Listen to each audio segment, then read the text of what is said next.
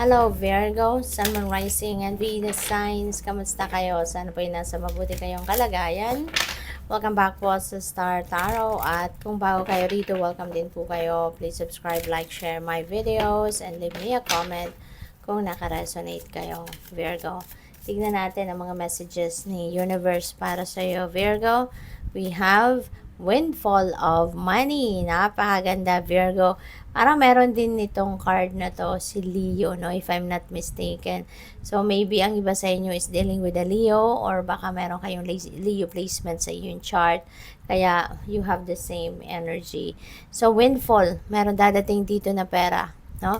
Maaring, ano yan, mga perang hindi mo yan inaasahan, perang hindi mo pinaghirapan, perang hindi bunga ng inyong pagtatrabaho, pagsisikap, yung ganon.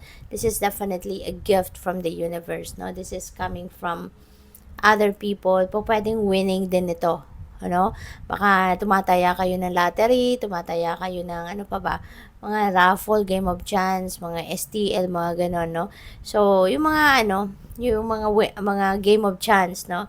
Maaring mananalo ang iba sa inyo dyan, no? So, depende sa inyong sitwasyon. So, good luck sa'yo. We also have lovers. Maybe ang iba sa inyo is, ano, making a decision sa ngayon, ano, regarding money or regarding relationship. Ano? And pwede rin na ang iba sa inyo rito siguro baka kayo ay nasa stage wherein magle-level up na yung inyong commitment with your person. Baka kayo ay mag-aasawa na or baka kayo ay nag-uusap na magsama na, something like that.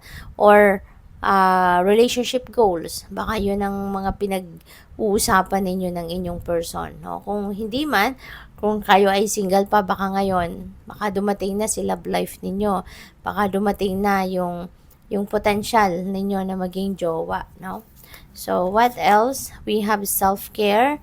Alagaan ninyo ang inyong sarili. Ito yung panawagan sa inyo sa ngayon na before anything else or above anything else, dapat yung sarili mo muna ang inaasikaso mo, yung inaalagaan mo. Okay?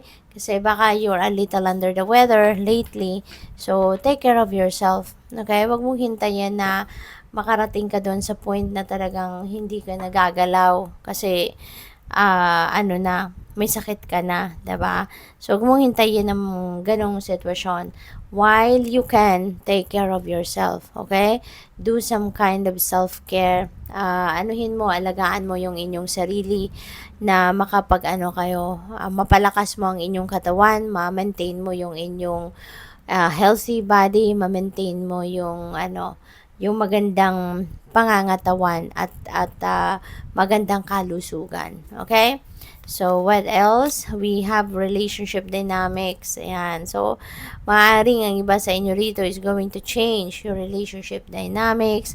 Maybe this is somehow ito yung maaring isa din sa pinag-uusapan ninyo ng inyong person, 'di ba? Kung paano ninyo mas mai-improve pa ang inyong relasyon, paano ninyo mas mapapalakas pa ang inyong samahan, paano pa mas magiging maganda, no, ang inyong relasyon sa bawat isa.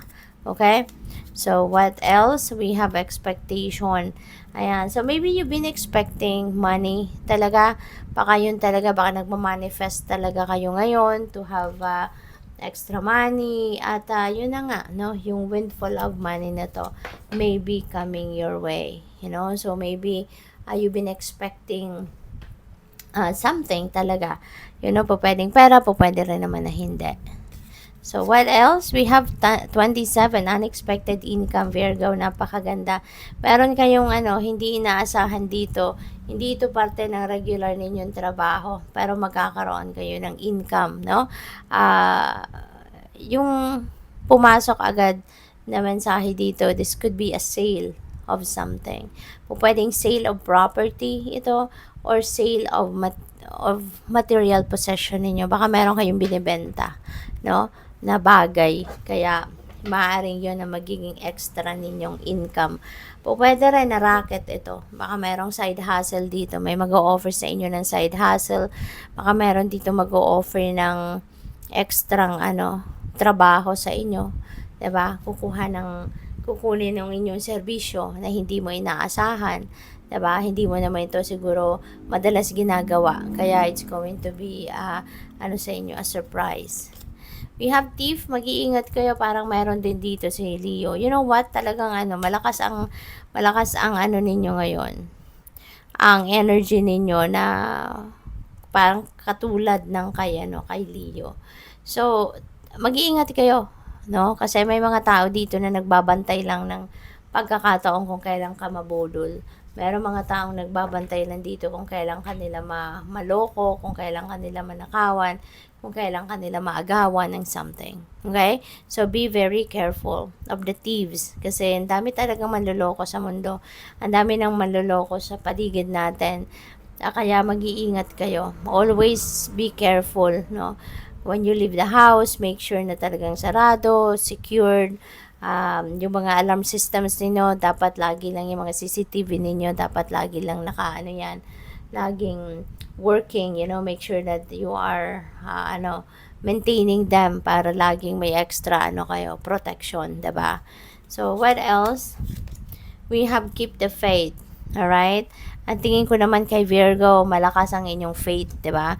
Malakas ang inyong paniniwala, no? Sa universe, sa Panginoon. Kaya, yun lang, no? Lagi lang kayong magdadasal, keep the faith, kasi kahit anumang klaseng problema ang dumating sa buhay ninyo, when you have a strong faith, na makakasiguro kayo na you will always be protected, you will always be guided, and na you will always be led towards the right path, na kung saan man kayo dapat mapunta or saan man kayo dapat makarating. Okay?